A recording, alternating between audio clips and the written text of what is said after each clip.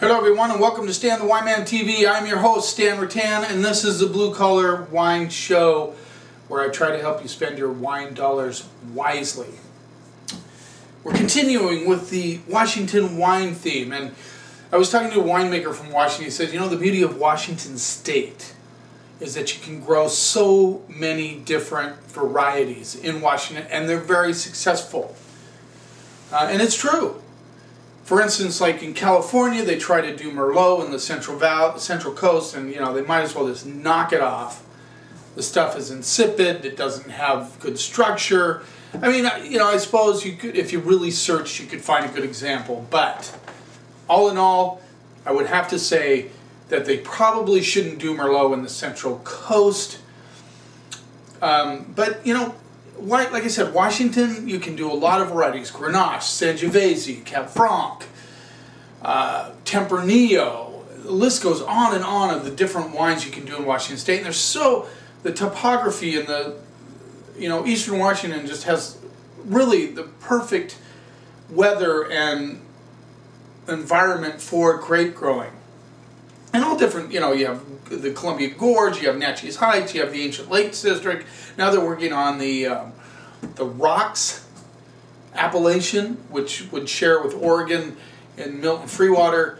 You know, they're working on that appellation. I mean, there's just, I think there's 13 now, going on 14 appellations in Washington State. There are definitely some, you know, appellations are funny. It's a lot of paperwork and filling it out and getting your specific area. But, you know, some of them really do express, you know, like, for instance, express the terroir. For instance, the Red Mountain. Excellent AVA in Washington State. Walla Walla has its definite attributes. Horseheaven Hills, you know, they're all Rattlesnake Hills. There are different areas where they really express terroir. You really get the sense of where that is from. And also vineyards. There, like I tasted the Ashen Connerly Vineyards Chardonnay, and it was fantastic. So Connerly Vineyards, excellent site for Chardonnay. And then you have Boucher Vineyards, Dick Boucher. I mean, people go there for Syrah. I mean, it's an amazing place to get Syrah. And then there's DeBrule Vineyards, which is, you know, they do a lot of great cabs out of DeBrule Vineyards. So there are specific areas in Washington State that really are highly sought after, express terroir. You know, it's just the way it is in Washington State. And you know, I'm not, like I said in the past, you know, I'm not asphyxiated on Washington State. I love their wines. I love California wines. I love Oregon wines. I love all wines from all around the world.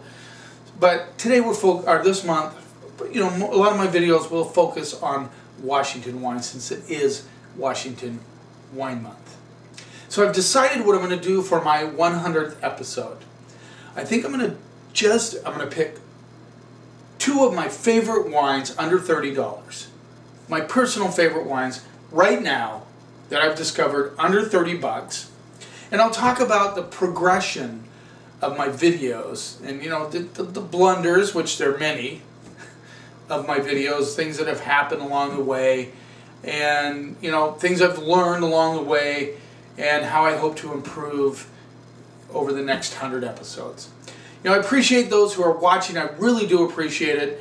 I'm going to work on getting my viewership up through emails and so forth. I know I need to do that. It just takes some effort on my part, a little bit more work, and I can get my viewership up. Although I do appreciate I'm getting a lot more people watching these videos, and I do appreciate it. Thank you very much. Thanks for the support. So what we're going to do is we're going to do a couple of wines. First, we're going to do a Cab Franc from Willow Crest. I interviewed Julie Brown from Willow Crest, and they do all whites except for this one red Cab Franc from Washington State, and it is a $15. So a very reasonable price, and it's Yakima Valley, another appellation in Washington State, a big appellation that has a lot of sub-appellations. In fact, I mentioned Rattlesnake Hills is one of the sub-appellations of Yakima Valley. Little rinse. So Cab Franc is one of my Well, one of my favorite Washington varietals. I think I'm gonna move this over. I think my bucket is edging over into crowding the scene. It's just, you know, Cab Franc in Washington State is beautiful. I mean, it can be like Loire Valley-ish, you know, that real vegetal. Sometimes they put a little more oak on it, and you get more of a mocha, chocolate, deeper style Cab Franc. Sometimes they don't put a lot of oak on it. It does not express that herbaceousness that you get out of a Cab Franc. Right off the bat on this Willow Crest, I'm getting that green bell pepper on the nose, a little black licorice. I get a little red plum or black plums. A little spiciness, which is interesting. You get a lot of like currant blackberry thing going on the nose.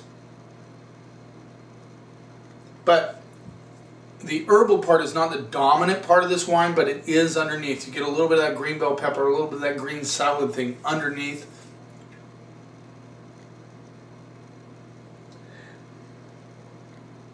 Very nice on the nose. Let's see what we get on the palate.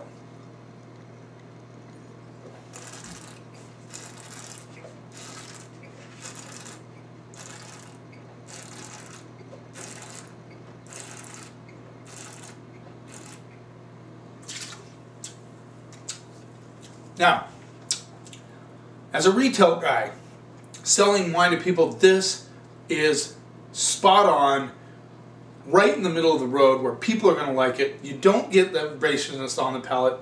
You get a little bit of that chocolate I was talking about.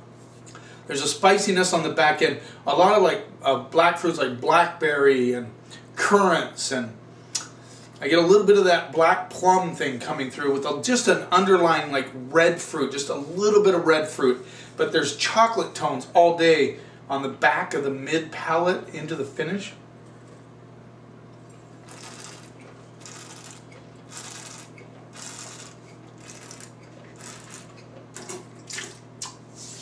Yeah, there's definitely a bright edge underneath the dark fruits. It's like the light at the end of the tunnel coming through, good acidity, pushing that dark fruit with that chocolate sort of aftertaste coming in, almost like a powdered chocolate. You know what I'm talking about? Like cocoa powder coming through. And I get like the red fruit kind of dominates on the finish.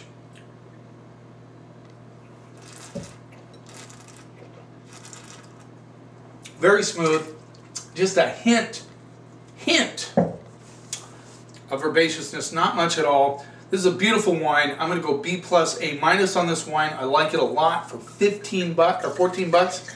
Are you kidding me? Let's move on.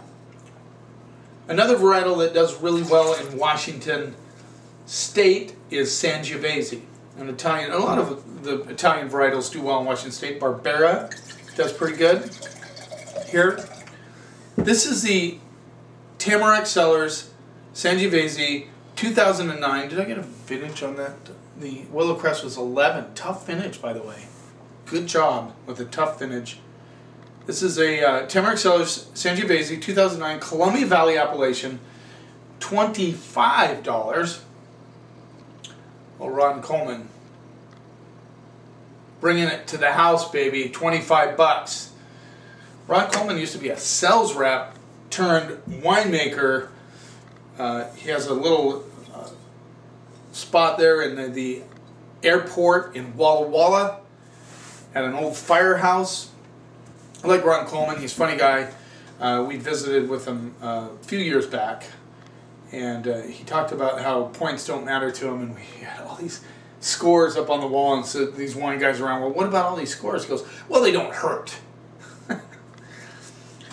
Another one of those winemakers, I don't understand. They kind of debate the terroir thing, and I just think that's silly. I mean, wine does express place, however it does it. I don't want to get into technicality, scientific stuff, all that. You can just tell where a wine is from based on the taste and the smell. So this has a little bit of a diesel, kind of a stinkiness to it, which I like.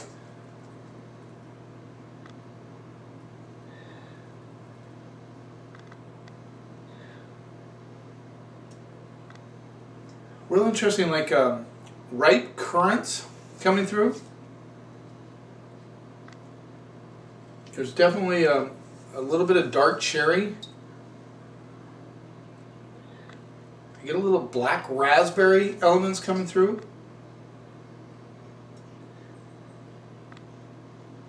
This has like a nice, like I don't know, mulled spice kind of nose with those blackberries and currants and different elements coming through on the nose.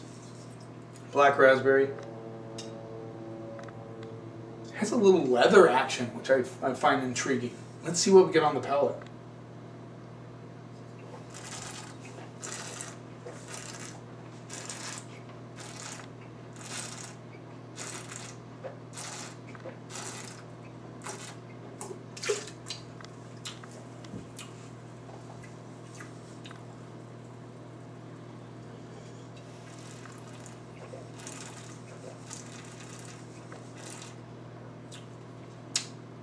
Now this baby has some serious structure. I mean, this, you know, you got a lot of wine in your mouth when it hits your palate. What I really like about this wine, what I love about this wine, is the spiciness on the finish. White pepper, just like a melange of spices. Hard to identify exactly which ones because it's blended so intricately with the black raspberry, red currant, black currant flavors that are coming through. It's a big mouthful of wine without getting anywhere even close to fruit bombish or jammy. It's just intense. I mean, this is an intense wine.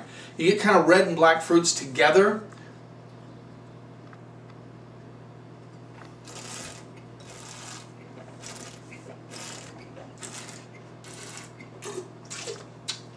Yeah, there's a little minerality on the mid palate, which is really cool. I get that leather that comes through and a lot of red flowers. I'm getting like violets coming through and other red flower notes. Not in the rose petal area, but I got to bone up on my botanicals. But definitely red flowers on the palate. I get a tiny, tiny hit of red licorice on the back end. It's 25 bucks. It's a really good wine. I mean, this, I could have this with lamb. I could have it with barbecued ribs. I mean, it's just got a good acid, but very well integrated. That's a great bottle of wine. I have to go A minus on that one. I really do. Nice job, Ron Coleman. You brought it to the house, baby. Good wine.